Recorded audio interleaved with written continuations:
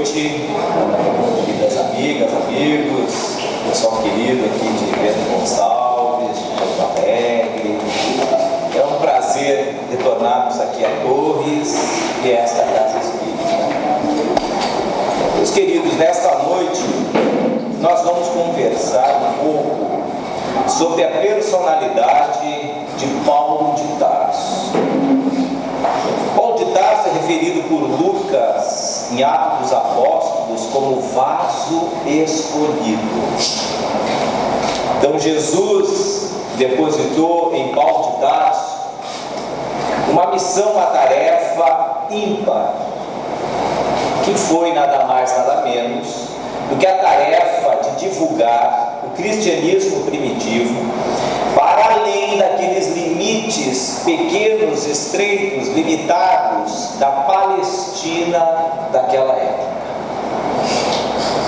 Era praticamente inimaginável um grupo de poucas pessoas na Palestina após a morte de Jesus, de nós imaginarmos aquela quantidade pequena de adeptos poder ganhar com o tempo, o tamanho, o volume, a extensão da divulgação do cristianismo no nosso planeta. A gente vai tentar se colocar um pouquinho nessa situação. Vamos tentar imaginar como é que era naquela época, logo depois da crucificação de Jesus, alguns poucos apóstolos que ficaram na Palestina, da gente poder imaginar isso. Olha, nos recordarmos lá há 2000 anos atrás, nós vamos encontrar lá na Palestina, depois do evento da crucificação do Cristo, os apóstolos se olhando e disseram: e aí, o que nós vamos fazer agora? Somos 12, perseguidos ainda pelo Sinédrio, pelos judeus naquela época. Como é que nós vamos fazer desta pequena massa? Que tipo de fermento nós vamos adicionar nesta massa para que ela possa ter volume, ganhar expressão, se era para que isso acontecesse no futuro? Se alguém nos dissesse que o cristianismo há 2000 anos adiante se tornaria um grupo de pensamento religioso com o maior número de adeptos no mundo, certamente nenhum deles acreditaria naquela ousadia naquela época. Hoje nós somos mais de 1 bilhão e 200 milhões de adeptos ao cristianismo no mundo todo. Sem sombra de dúvida, é o maior dentre todas as grades religiosas, é aquela que contém maior número de adeptos e seguidores no mundo. A partir de pequenas pessoas, uma quantidade ínfima de pessoas lá na Palestina naquela época. Tanto que nós vamos encontrar historiadores. Tem um historiador americano, Geoffrey Blaine, que fala sobre a história do cristianismo. Nesta obra diz assim: olha, era inimaginável, inacreditável que pudéssemos ter uma quantidade enorme de adeptos como temos hoje, a contar daquelas poucas pessoas daquela época. E se a gente for imaginar ainda que o projeto de Jesus para a divulgação desse cristianismo para além da Palestina repousava ou repousou sobre os ombros de uma das pessoas que era o perseguidor dos cristãos. Aí que a gente joga as cartas, como a gente diz, a gente se desespera. Mas como? Quem vai divulgar o cristianismo para além da Palestina, encontrando os povos chamados gentios daquela época? Era nada mais, nada menos do que alguém que era um combatente do cristianismo primitivo. Porque Paulo de Tarso era um fariseu, nasceu com o nome de Saulo de Tarso. Ele era então natural da cidade de Tarso, que ficava dentro da área geográfica da Grande Grécia daquela época. Então ele conhecia a história grega. Então todos os autores autores clássicos gregos ele já conhecia, uma pessoa muito ilustrada, foi educada nos melhores colégios, uma família de muitas posses, mas era judeu de descendência. Então era aquele que fez também os seus primeiros estudos no judaísmo nas grandes escolas judaicas. Gamaliel foi um dos seus preceptores no estudo do judaísmo.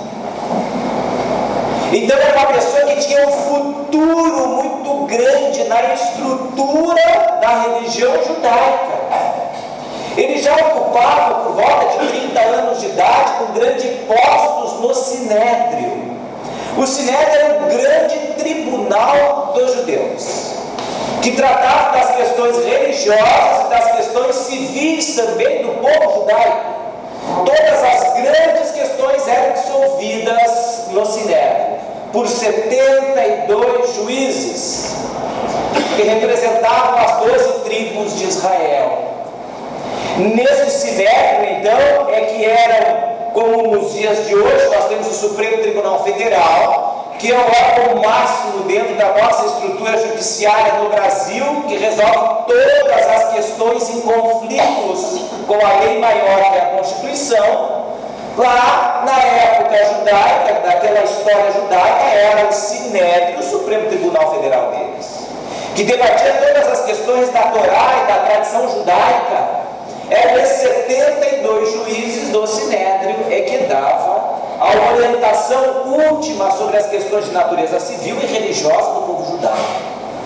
E Saulo de Tarso fazia parte desse grupo, de um dos grandes grupos das linhas, das seitas religiosas daquela época dentro do judaísmo. Nós tínhamos praticamente as duas grandes seitas, os fariseus e os saduceus. Os saduceus eram aqueles em que, quando a gente está diante de um daqueles filmes antigos, destas novelas agora de recente que fala da vida de Jesus, e nós vamos encontrar aqueles homens que faziam parte desse tribunal, mas que trajavam roupas muito finas, com detalhes em ouro, pessoas finamente trajadas, ricamente trajadas.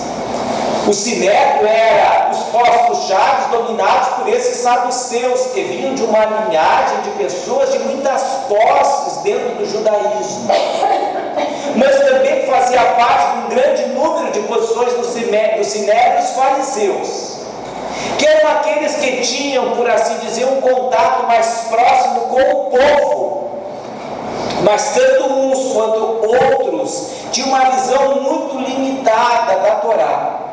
Os fariseus eram aqueles que acreditavam que determinados comportamentos da Torá deveriam ser tomados à risca, e basicamente todos os quase 500 mandamentos que eram encontrados nos livros sagrados dos hebreus deveria ser um comportamento de todo judeu para que ele pudesse conquistar o reino de Deus, de Yahvé. Então eram mandamentos os mais variados possíveis, como a gente já conhece: santificar o dia de sábado. Os filhos mais velhos eram aqueles que deviam orar no dia da morte, do falecimento dos seus pais. Nenhum evento se dava sem que o filho mais velho pudesse fazer todo o ritual de entrega daquele espírito a Yahvé. Se esse familiar não fizesse esta encomenda do espírito, o espírito ficaria vagando. E nós vamos ver várias passagens da vida de Jesus em que ele se contrapõe a esses posicionamentos literais. Pois os fariseus eram aqueles que adotavam esse comportamento de forma literal. O mais importante para eles era o comportamento. Lavar a mão antes da gente fazer qualquer tipo de refeição, não se alimentar de carne de alguns animais. Eram comportamentos, mandamentos, mais de 460 mandamentos, que todo judeu deveria cumprir para que ele pudesse ganhar o reino de Deus. Pois é justamente de um fariseu, que tinha um alto cargo dentro do Sinédrio com 30 anos de idade, que é Saulo de Tarso, que Jesus vai colocar sobre ele a missão da divulgação do cristianismo primitivo. tem coisas do planejamento de Jesus que a gente fica impressionado. A gente olha, se a gente tivesse a oportunidade de conversar com Jesus naquela época, e ele nos segredar, contar em segredo, dizer assim para um de nós: olha, velocino, eu estou pensando aqui que no futuro esse cristianismo ele vai ser amplamente divulgado, e que eu vou colocar a tarefa da divulgação em grande parte nos ombros de um homem que é um fariseu. Se ele dissesse isso para qualquer um de nós, a gente ia pensar assim, a gente não ia dizer que talvez não tivesse coragem, mas ia pensar: Jesus, tu está louco, Jesus, tu não está batendo bem, não pode, em cima de um fariseu, mas esse fariseu é aquele que ataca diretamente os teus ensinos. Mas será nos ombros de um fariseu, e vai ser aqui, na Palestina, ele vai começar aqui o trabalho. É uma tarefa que o próprio Paulo, depois, quando se deu conta da dimensão da tarefa que coube a ele deve ter se assustado. Porque, imagine vocês, a missão que coube a Paulo, depois de convertido, era divulgar o cristianismo contra toda a estrutura judaica, que era contra o ensinamento de Jesus, e contra todo o Império Romano, porque os romanos também não gostavam dos cristãos. Havia perseguição aos cristãos, tanto por parte dos judeus ortodoxos, quanto por parte de Roma. Por que os romanos não gostavam dos cristãos? Porque os cristãos falavam e pregavam a fraternidade. Fraternidade, essa palavra do latim frater, que quer dizer amigo. Fraternidade onde os povos se unem. E para o romano, ele não podia tratar igual alguém que fosse um inimigo seu. Um romano não tratava um inimigo como igual. Um romano não tratava um escravo como um igual. Por isso que eles não aceitavam a proposta cristã de fraternidade, de todos os povos dando as mãos, sendo fraternos e amigos. Não, quem é inimigo é inimigo, quem é escravo é escravo para um romano. E de mais a mais, os cristãos, eles acreditavam neste Jesus, que era o príncipe, deste grande rei que é o Deus, e eles não aceitavam outro rei que não fosse o rei deles. Eles não aceitavam que um outro povo pudesse fazer reverência ao rei que não fosse o imperador romano. E eles não gostavam também das pessoas que não iam aos circos romanos nas grandes festividades, que os cristãos detestavam isso. Não iam para aquele tipo de evento que tinham gladiadores que se agrediam até a morte, ou então pessoas que eram devoradas por leões, queimadas nos circos. Eles não aceitavam esse tipo de festividade. Então os romanos não gostavam dos cristãos.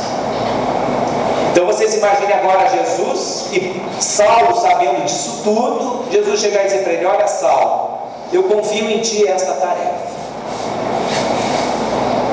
Saulo certamente pensou: isso não vai dar certo.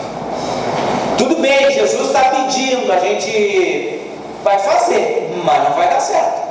Eu sou perseguido por um lado por judeus, por outro por romanos, isso não vai dar certo. Levando a gente aos circos, nos queimando, levando até aqueles instantes que as feras devoram aquelas criaturas, mas isso não vai dar certo.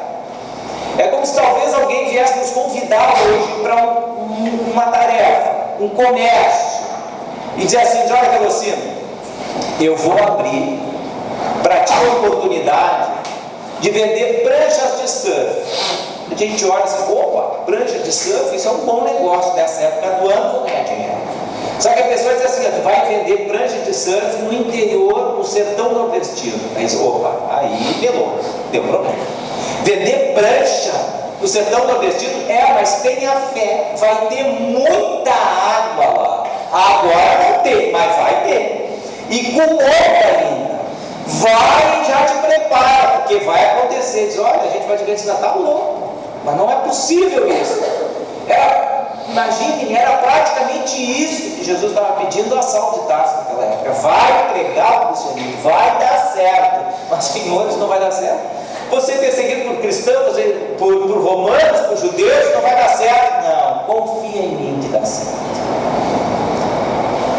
Estas visões do Cristo, a gente não tem condições de penetrar na profundidade delas. Mas foi o que acontece com Saulo de Tarso. Até os 30 anos, ele, como um fariseu, perseguiu os cristãos. Quando ele conhece Jesus na estrada de Damasco, e ele percebe que era aquilo tudo que ele havia procurado a vida inteira, aquele amor daquele Cristo revelado a ele, aquela paz que ele infundiu na alma, na presença de Jesus, aquele carinho que ele não sentira em ninguém a vida inteira, mas era tudo que ele buscava. Ele disse: esse é o caminho pelo qual devo seguir. Então, Senhor, me diz o que eu devo fazer. Senhor, o que queres que eu faça? E a partir daí Jesus começa a orientar Saulo de Tarso na divulgação do cristianismo, para além da Palestina, porque ele sofre uma perseguição até mesmo dentre aquele grupo dos primeiros cristãos da época, porque eles acreditavam que a divulgação do cristianismo daquela época deveria ser feita apenas na estrutura judaica entre os judeus. Jesus era um judeu, e aí aquela revelação era para os judeus. Tanto que na igreja de Jerusalém só entravam aqueles que eram judeus, tinham sido circuncisados, eram aqueles que liam a Torá, estudavam a Torá, mas acrescentando os ensinamentos de Jesus. Tiago, menor, era um dos que controlava a igreja de Jerusalém junto com Pedro, e não admitia a possibilidade que outras pessoas que não fossem judias fizessem parte dos cultos. Antes de participarem da igreja, eles tinham que se tornar um judeu, dizia Tiago.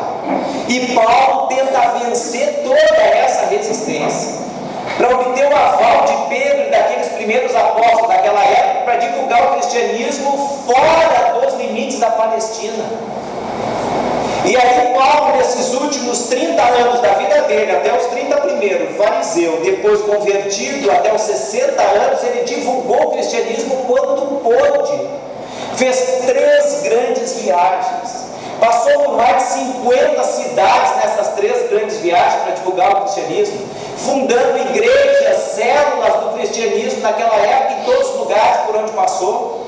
Dificuldades enormes, porque não é assim como a gente pega um carro, uma estrada, vem tranquilo até Torres, ar-condicionado, faz o trabalho da divulgação, volta para casa de novo. Não, era feito a pé, embarcações, no lombo de alguns animais, passando todas as dificuldades, fome, sede, cansaço, enfrentando estradas perigosas, onde haviam ladrões, saqueadores. Há passagens interessantes de Paulo de Tarso. Uma deles está ele com Barnabé, eles estão indo por uma estrada que entrava por dentro de uma floresta. Era uma estrada muito perigosa. Havia ali relatos de inúmeros assaltos nessa estrada. É óbvio, essas pessoas ficavam esperando os viajantes que vinham com um pouco de dinheiro e provisão para assaltá-los, e não deu outra. Paulo e Barnabé tinham feito uma viagem e eles faziam o seguinte: as igrejas com um pouco mais de dinheiro, que haviam conseguido um pouco mais de importância, de valor em espécie para a igreja, ajudavam aquelas que estavam com condição mais precária. Então Paulo fazia isso nas viagens. Ele ia lá, pegava dinheiro com algumas daquelas igrejas que estavam em condições melhores para levar para as outras. Então ele está com um bom número, um valor em dinheiro desses lugares, dessas igrejas, e ele é assaltado junto com Barnabé. Levam a provisão de alimentos dele, pegam o dinheiro que eles tinham, enquanto eles estão assaltando Paulo e Barnabé. Paulo aproveita para falar de Jesus para os assaltantes. Tem cara, vocês já ouviram falar de Jesus Cristo? Deixa eu contar para vocês. Jesus Cristo veio, nasceu lá em Belém, começou a contar a história dele, uma história belíssima, começou a falar enquanto eles iam assaltando, ele começou a falar de Jesus. Só que Jesus toque a alma de vocês. Aqueles homens foram embora, levando tudo que eles tinham. Barnabé estava desesperado. E aí Paulo radiante olhou para Barnabé e disse assim: mas que grande oportunidade a gente teve essa noite. Mas que oportunidade, Paulo? Mas nos levaram tudo, nós estamos com fome, tudo que a gente tem. Sim, mas nós tivemos a oportunidade de falar de Jesus para o coração dessas criaturas. Isso vai ser importante para eles logo ali adiante. Vejam só a visão que tinha Paulo, o interesse, a devoção na divulgação do cristianismo em todos os momentos, em todas as circunstâncias. Quando eu li essa história na obra Paulo Estevam, eu me lembrei de um conhecido lá do Rio de Janeiro. Ele me contou uma história de um amigo que era um aposentado do INSS e foi lá no dia de pegar a aposentadoria lá no banco, pegar os trocados dele lá como aposentado, mas que era útil para a sobrevivência daquele mês. Quando ele pegou aquele dinheiro da aposentadoria, ele sai, 2 meninos chegam perto dele e assaltam ele. Tio, dá o dinheiro, a gente viu que tu tirou o dinheiro, tu sacou o dinheiro. E ele está ali, deu calma, fez assim, que calmos. E foi dando, pegou, foi dando, deu o dinheiro para o rapaz. Os rapazes pegaram, e está passando um amigo desse senhor do outro lado da calçada. Vê ele nessa situação meio estranha, junto com 2 rapazes. Ele cumprimenta um amigo do outro lado da calçada e pergunta para ele: vem cá, tu está precisando de alguma coisa? Aí ele com os 2 rapazes diz: não, fica tranquilo, estou com 2 amigos aqui, pode ir embora, está tudo bem. E esse amigo então foi embora. Quando os jovens disseram para ele assim: o senhor fez bem, tio, porque nós estamos armados. Se eu chamasse ele aqui, nós ia pagar vocês 2. Aí ele pegou o dinheiro e saiu. Quando ele está saindo, esse aposentado que foi furtado, roubado ali há pouco tempo, chegou e disse assim: rapaz, me dê o nome de vocês. Mas para quê, tio? Para eu levar para casa espírita para irradiação. Vocês vão precisar daqui para frente. Deixa eu orar por vocês. Ele disse assim: tá louco, tio, foram embora. Mas é quase isso que Paulo sentiu naquela época. Mesmo sendo espoliado de seu dinheiro, ele sabia o quanto era importante o conhecimento de Jesus na alma daquelas criaturas. Então, assim como esse homem viu que aqueles que assaltavam estavam precisando mais de Jesus agora, dali para frente, porque sabe que o processo de reparação é muito mais duro do que aquela situação dele estar se vendo desapossado, talvez, de alguns bens que não deveriam ser dele. Então, Paulo vibra com a mensagem de Jesus durante esses 30 anos. 30 anos. E vai transmitir uma mensagem, que é uma mensagem que os próprios judeus não conseguiram acreditar no ensinamento que Jesus veio trazer. Porque como um judeu ortodoxo daquela época, eles imaginavam aquele Messias que já era decantado pelos profetas, antigos profetas, Isaías, Ezequiel, Daniel, Jeremias, que falavam desse Messias, mas era o Messias que vinha libertar esse povo de Israel, que vinha fazer com que todos os povos estivessem sob uma única bandeira, sob um único Deus, esse Deus Yahvé. Então eles acreditavam nesse Messias, e necessariamente o Messias que ia nascer no povo deles. Logo deveria ser alguém que tivesse expressão dentro do povo judaico. Imagine vocês um povo perseguido há milhares de anos, e aí quando vem Jesus, a gente fica imaginando: não, é alguém que vai vir dentro das grandes escolas judaicas. Nós temos grandes escolas, Berlim, de Xamã, vai ser um daqueles que se destaca pelo conhecimento, pela envergadura, pela intelectualidade, pelo poder dele. Mas Jesus nasce na Galileia, nasceu numa manjedoura, vinha de um lugar sem nenhuma expressão de intelectuais dentro do judaísmo. Não foi alguém que foi educado nas escolas tradicionais judaicas.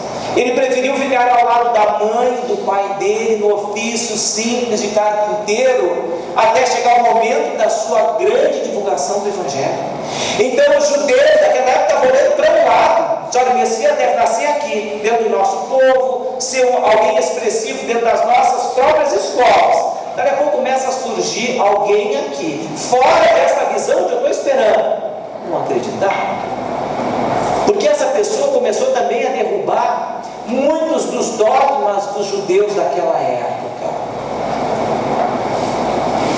Alguns a gente conhece. Não tem aquela passagem que Jesus, em primeiro lugar, parece que atenta contra o quarto mandamento, que é santificar o dia do sábado, em que ele está na sinagoga, entra uma pessoa com as mãos mirradas e ele faz a cura num sábado.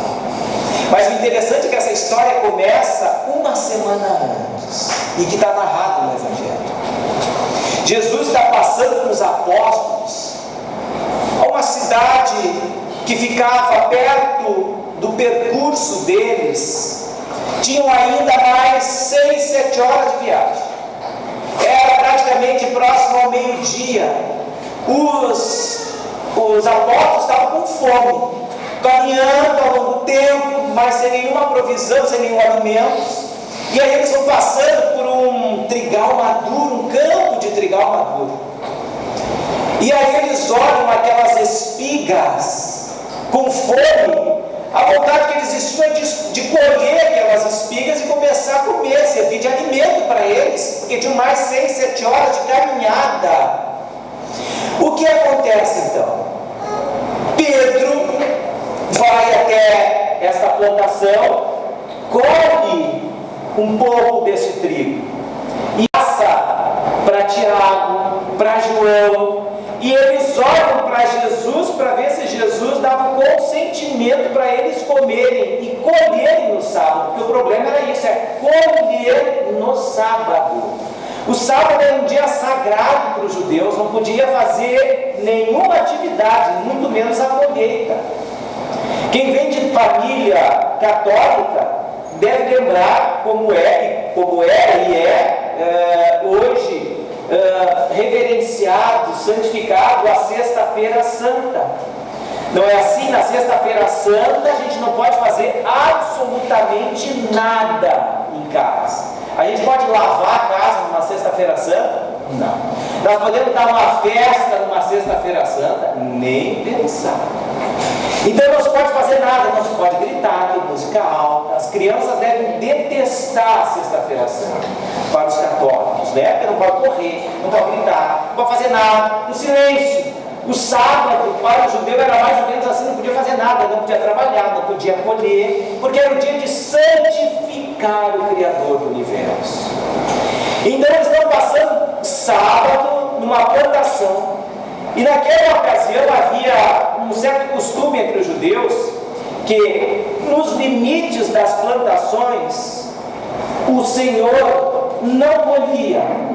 Ele deixava todo o limite do terreno para que órfãos, mulheres viúvas, doentes que eram desprezados das suas próprias famílias pudessem se alimentar.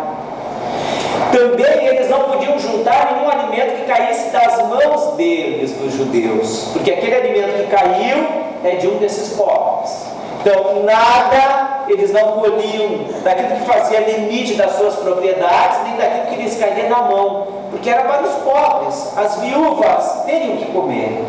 Então quando os apóstolos começam a colher do trigo que ficava à beira na margem da plantação, eles não estavam fazendo nada de errado. O errado era no dia de sábado. Este era o errado. E quando eles estão comendo, Judas de Iscariotes olha aquilo. E Judas era um fariseu, daqueles que temiam a Deus e seguiam à risca a Torá.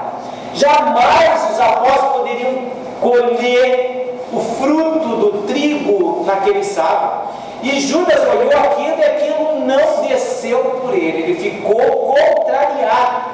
Ainda mais com o fato de Jesus ter aprovado aquela situação, porque Jesus não deu a mínima importância. Pedro comeu, os outros apóstolos comeram, Pedro chegou a oferecer para Judas e Judas virou a cara, como dizendo assim para Pedro: mas como? Tu está desrespeitando um dos mandamentos. Quando eles chegaram na cidade de assistido no final daquela tarde, no início daquela noite, os dias que se seguiram ali, Judas começou a comentar do fato para as outras pessoas na cidade. Muitas vezes nós não somos assim, a gente vê alguma coisa que a gente faz um determinado juízo que não gosta, de alguém que a gente conhece e fez. Olha, fulano devia estar fazendo isso. Quando a gente vê, a gente está contando para os outros, né? Mas olha, tu não sabe o que eu vi. Mas olha assim, a fulana fazendo isso, fazendo aquilo, mas eu já se viram e tal, põe as duas mãos na cabeça e vai lá e larga o veneninho. Para cá, para lá, o que aconteceu é que Judas, durante toda aquela semana, ficou contando para as pessoas, para os judeus, o que tinha acontecido, e ele queimando de raiva por dentro. Quando Jesus foi falar na semana seguinte, na sinagoga da onde eles estavam, quando Jesus estava falando naquela manhã e chegou uma pessoa com as mãos mirradas, os judeus pensaram, tá agora a oportunidade de colocar Jesus à prova. E foram empurrando aquele homem com as mãos mirradas, era num sábado, para o centro daquela sinagoga, para ver qual seria a atitude de Jesus, se ele iria curar aquele homem ou não, porque havia vários relatos de cura de Jesus, mas será que ele teria algo distante de curar aquele homem num sábado, dentro da sinagoga, na frente de várias testemunhas? E aí armaram aquela isca para Jesus e largaram aquele homem quase na frente dele com aquelas mãos mirradas. Jesus vai até aquele homem e cura ele, sob a perplexidade daquela massa. E quando Jesus percebeu isso nos olhares de recriminação daquelas pessoas, Jesus lança aquela sentença que nós conhecemos. Mas vem cá, o sábado foi feito por homem ou o homem foi feito para o sábado? É óbvio que quando uma das nossas ovelhas se desgarra, cai no valo, nós vamos salvá-la mesmo que seja no sábado. O que dizer então de uma pessoa, de um ser humano? Por que não fazer isso? O sábado é que foi feito para o homem e não o homem para o sábado. Então todos esses ensinamentos de Jesus, que vai mostrando que a lei deve ser interpretada pelo Espírito e não pela lei fria, fazendo que os homens aprendessem o valor do amor, da fraternidade. Essa é a grande bandeira universal, a grande religião de todos os povos, a religião do amor. Jesus vai trabalhando e costurando estas informações. A gente observa nas bem-aventuranças do Cristo que todas elas, ela não é destinada a um único povo. Em nenhum momento Jesus diz: bem-aventurados os judeus, os fariseus, os saduceus, aqueles que acreditam na Torá. Em nenhum momento ele faz essa referência. A referência é para todos, para a humanidade. Porque aqueles que seguem a Deus agem naqueles ensinamentos que são próprios do Criador. Então Jesus vai mostrando um novo olhar em que eles, os judeus daquela época, não puderam aceitar. É por isso que eles eram perseguidos, os primeiros cristãos, porque eles não viram a grandiosidade do ensinamento de Jesus e ficaram ligados àquela palavra fria. E Paulo enfrenta tudo isso: açoites, revoltas. Paulo, nesses últimos 30 anos, foi preso inúmeras vezes, passou por 2 grandes naufrágios, sofreu chibatadas por 5 ocasiões, de dar 39 chibatadas, porque ele ia em algum lugar, começava a pregar o Evangelho de Jesus, aquilo criava uma comoção entre os judeus já faziam uma denúncia do comportamento dele. Dentro da lei era previsto lá em Deuteronômio que algum judeu que fizesse arruaça deveria ser condenado com 40 chibatadas, e aí aplicavam esse cilício, esse flagelo em Paulo. Sofreu 5 vezes assim. Tanto que o Deuteronômio dava 40 chibatadas, mas o algoz dava só 39. Porque o Deuteronômio também dizia que aquele que desse mais do que 40, ele é que sofreria as 40 chibatadas. Não podia dar mais do que 40. Então, para garantir que não contou a mais, não se perdeu na contagem, dá só 39. Vá que eu errei. Então então 39. Por 5 vezes passou isso Paulo. Tinha um corpo lanhado, magro, alquebrado, maltratado nas prisões, mas mesmo assim nesses lugares por onde passou, ia levando luz, compreensão, ia convertendo algumas almas, até mesmo de romanos e judeus. Tem uma passagem de Paulo em que ele vai curar de um processo obsessivo o filho do procônsul que tinha sede em Corinto. Quando ele chega lá, Júlio Galho tinha um filho que era viciado em ópio. Já havia vícios naquela época, tóxicos naquela época, drogas naquela época. Esse filho dele era uma pessoa viciada. Num dia, Paulo foi pedir uma audiência com esse procônsul para buscar autorização para criar uma igreja na cidade de Corinto, e entra o filho desse procônsul, e Paulo observa que o rapaz está envolvido por obsessores que o envolviam, e ele se tornou um viciado, até mesmo por muita influência desses espíritos que estavam junto a ele. E Paulo viu. Quando Paulo viu isso, viu Estevão disse para ele: olha, tu vai ajudar a curar esse menino. E numa dessas audiências, o menino entra num processo de convulsão e cai. Aí Paulo pede autorização para o procônsul para se aproximar do menino. E ele começa e pede para aqueles cristãos que estavam junto com ele a começar a oração, e ele começa a conversar mentalmente com aquele espírito. Aplicando passe nos jovens, começa a conversar mentalmente com aquele espírito, dizendo que ele se afastasse daquele jovem, que havia chegado o momento dele lidar com aquele sofrimento interior de vingança, porque ele dizia lentamente a Paulo: mas ele merece pagar e passar pelo que está passando. Ele é minha vítima, ele merece, porque eu fui vítima dele no passado. E Paulo começa a conversar com ele: mas meu irmão, não suje as tuas mãos de sangue, leve adiante, perdoa, deixa que Jesus entre no teu coração, a lei de Deus ela vai se cumprir, mas que não cumpra-se através da tua vingança, do teu ódio. Vai, segue. Começou a conversar com o espírito, a espiritualidade começou a envolver aquele espírito e levou. Quando levou, o rapaz acordou, olhou para o pai dele e disse assim: pai, tudo bem? Como é que está? Era outro jovem. O homem ficou impressionado. A mulher desse procônsul, ela foi agradecer a Paulo pelo feito, por aquilo que tinha realizado. A família era toda de graça para esse homem. Júlio Galho daí autorizou a que fosse feita a igreja na cidade de Corinto, e começou a participar de algumas das reuniões daquela igreja local. O cristianismo ele foi ganhando as pessoas assim, pelo coração, pelo amor, pela fraternidade, pelo exemplo. E Paulo de Tarso, depois de cumprir esses 30 anos de dedicação ao Cristo, ele está no seu momento final em Roma, preso na grande cidade do Império Romano. E lá, preso, ele aguarda a sua sentença que está por sair. Na noite anterior, ele viu ao longe do cárcere onde estava luzes que vinham do grande circo romano que havia sido há pouco reedificado. É que Nero quis, em um determinado momento da sua administração, dar uma cidade mais moderna e nova. Ele apresentou os projetos de renovação da cidade, e os senadores e políticos daquela época não autorizaram pelo tamanho, pelo volume de dinheiro que se gostaria. Aquilo seria um abuso não autorizado. Mas aquela ideia não saiu da mente de Nero. Ele gostaria de entrar para a história como sendo um administrador que havia deixado Roma belíssima.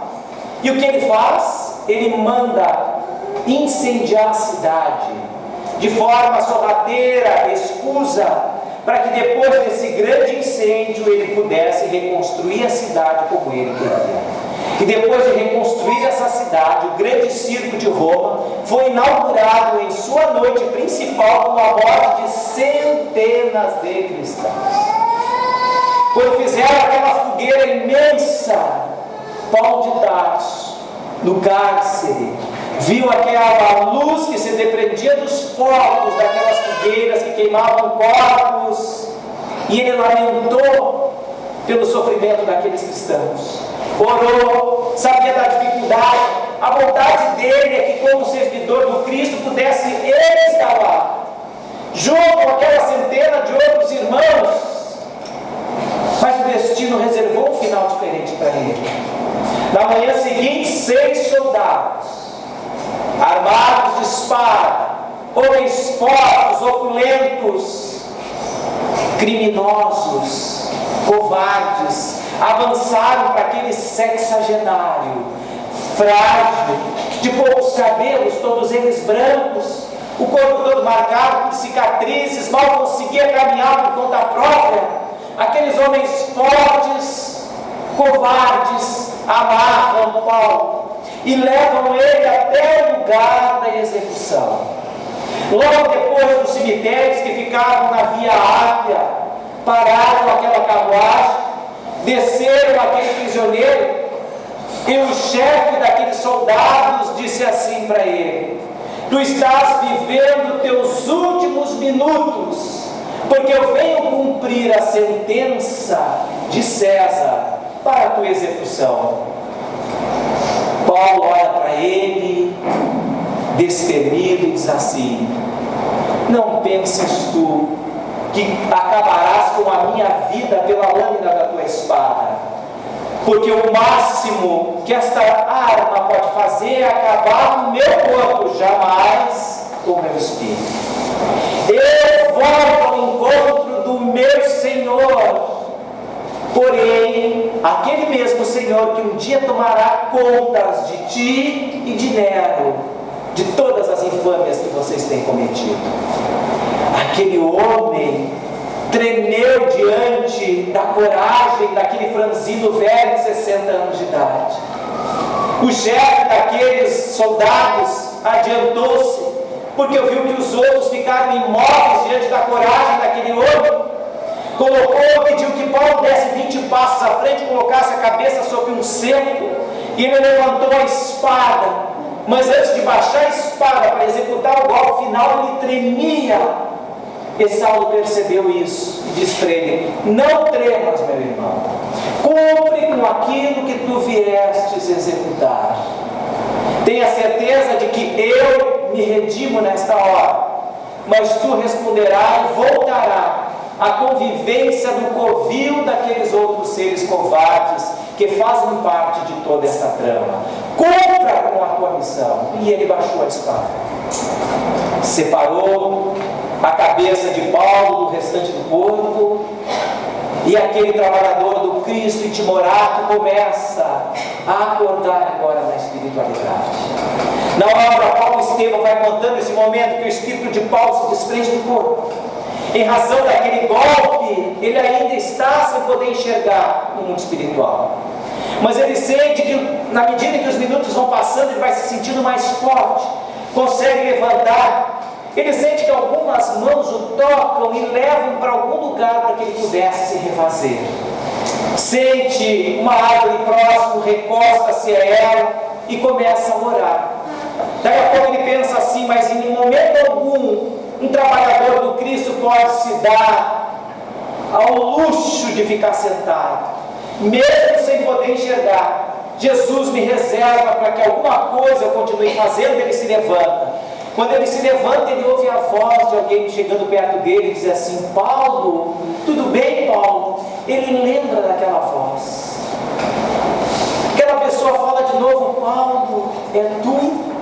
E ele lembra do trabalhador da igreja do passado que havia restituído a visão dele quando ele chegar em Damasco, e é o mesmo que agora vai fazer com que a visão dele se abra para a vida eterna. Veja novamente Paulo, passa as mãos sobre os olhos, Paulo começa a enxergar: seja bem-vindo, tu és uma alma redimida. E ele começa a ouvir um hino maravilhoso que toca no final no início daquela manhã, e esse amigo diz para ele: esse é o hino dos espíritos redimidos. Estão aqui para te abraçar aquelas centenas de espíritos que morreram na noite anterior no circo romano. Sabiam do teu regresso à espiritualidade, aqui estão para te abraçar e vieram cada um deles, naquela euforia, abraçar aquele homem que às vezes ajudava a compreender o Cristo nesta dimensão de amor. Paulo, então, no mundo espiritual, chega até esse amigo, vê Gamaliel, dizem para ele: o que tu gostaria de fazer agora, Paulo? E Paulo pede a eles, mesmo lembrando da sua noiva, Abigail, que já estava no mundo espiritual, de Estevão, que era o irmão dela, ele lembra o seguinte: não, eu gostaria de ir a Jerusalém, agradecer a esta cidade, pedir desculpas por tanto mal que cometi naquela cidade, mas agradecer a Jesus, a estrada de luz que me fez percorrer até que eu chegasse aqui. Nenhum sofrimento é levado em conta nesta hora. Deixa eu ir até lá. E seguiu aquela corte de seres angélicos até a cidade de Jerusalém. E ele vai no rumo daquele morro onde Jesus deu a sua vida, o seu corpo, e lá ele ora ao Cristo. A sua face banhada em lágrimas, a lembrar a cada momento de sua trajetória, a mão estendida de Jesus, as dificuldades pelas quais passou, o sofrimento de ter sido virado, em que o Pai virou-lhe a cara, a face, no momento que ele mais precisava. Ele lembra de tudo aquilo, chora, agradece a Jesus. E quando ele abre os olhos, o céu, como se uma grande fenda se abrisse de cima a baixo, e daquele céu vem 3 estrelas na direção dele. Quando chega mais próximo, ele consegue perceber que é Jesus que vinha ao centro, Abigail, a sua noiva à direita, e Estevão à sua esquerda. Abigail e Estevão vêm mais próximos de Paulo, pegam ele, levanta. Ele olha para Jesus como que pedia autorização para abraçá-los, e abraça a sua noiva querida Abigail. Abraça Estevão, aquele em que ele, quando Saulo de Tarso mandou apedrejar até a morte, porque era um cristão e que ele desconhecia o verdadeiro ensinamento de Jesus.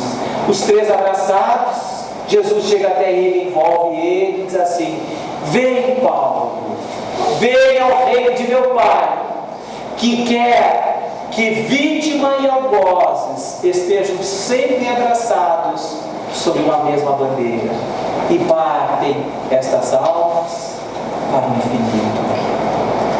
Este, meus queridos, é Paulo de Tarso, esta figura ímpar de coragem, pelo trabalho que foi designado por Jesus, para que nos sirva de inspiração nas nossas vidas, nas nossas dificuldades, nos nossos entraves. O que Jesus espera de nós? Que convite é esse que Ele faz para que vençamos as nossas próprias deformidades, deficiências interiores, para dar cumprimento a esse valor do amor, do bem aonde quer que passarmos. Paulo é esta inspiração que a gente leva para a vida, porque não há nada a temer quando nós estamos com Cristo e com Deus ao nosso lado.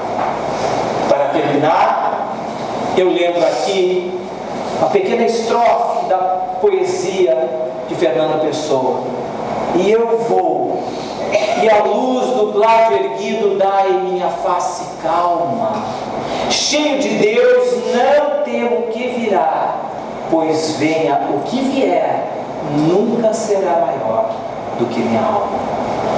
Venha, meus queridos, o que vier na vida de cada um de nós, nunca será com Deus maior do que nossas almas. Muito obrigado. Uma boa noite a todos.